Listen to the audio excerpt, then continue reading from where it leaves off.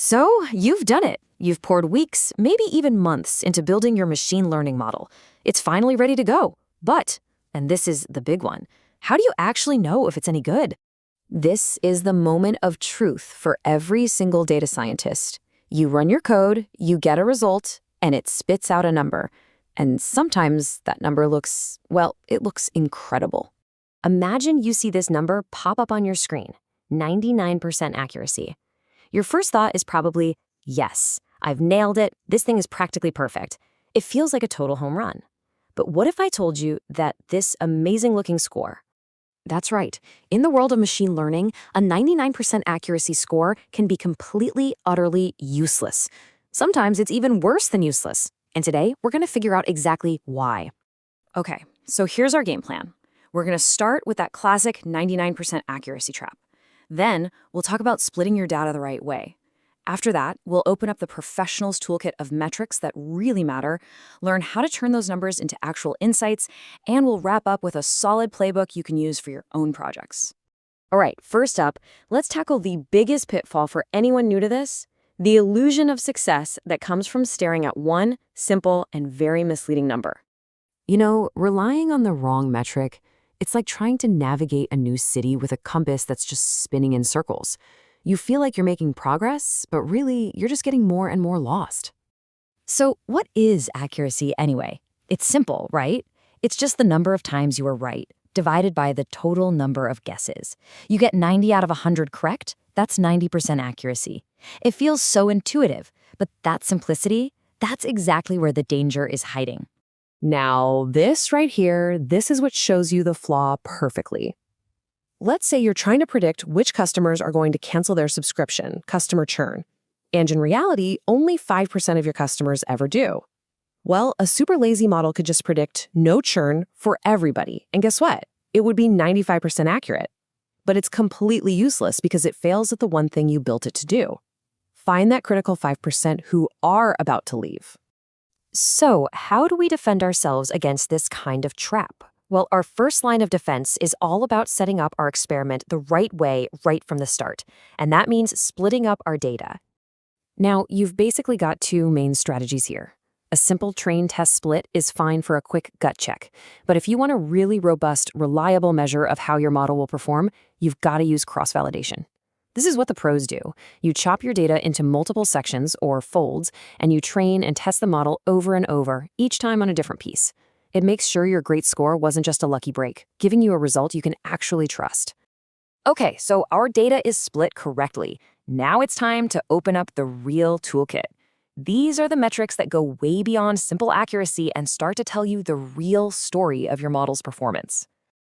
And the foundation for all of it is this, the confusion matrix. I know, the name sounds a little intense, but trust me, it's just a simple scorecard. It shows you where your model succeeded, those are the true positives and true negatives, and where it messed up, the false positives and false negatives.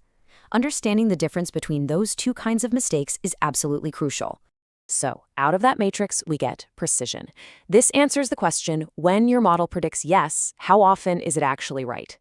High precision is vital when being wrong is costly. Think about your email spam filter. You would much rather have one spam email get into your inbox than have an important job offer go to the junk folder, right?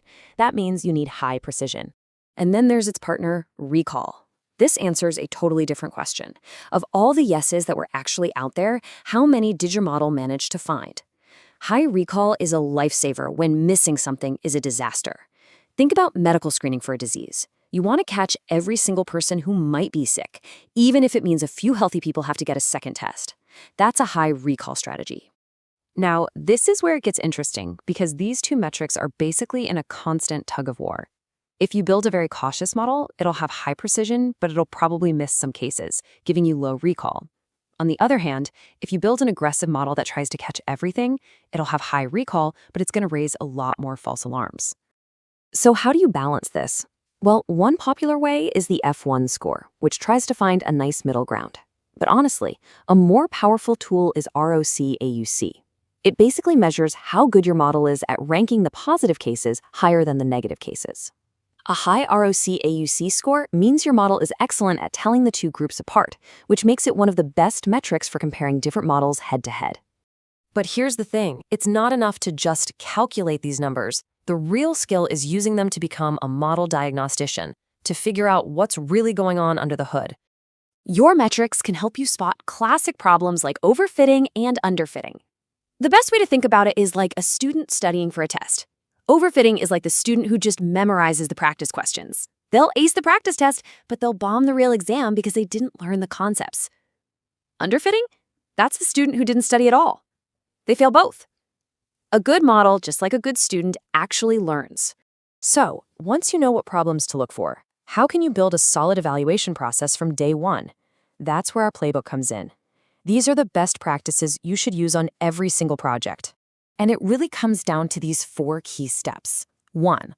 Lock away your test data from the very beginning. Don't even look at it. 2. Use cross-validation to get a stable read on performance while you're building and tuning. 3. And this is maybe the most important. Choose metrics that actually match what you're trying to achieve for the business. And 4. Never, ever, ever rely on just one single metric. Always look at the bigger picture. And really, it all comes down to this single, powerful idea. Model evaluation isn't just about chasing the highest score on a leaderboard. It's about understanding the trade-offs and building something that delivers real-world value by making the best possible decisions for your specific problem. So I'll just leave you with this question. The next time you build a model, forget about accuracy for a second. Instead, ask yourself, what is the best decision we can make here? Is it more costly to miss something, or is it more costly to have a false alarm? The answer to that question, that's where your entire evaluation journey should begin.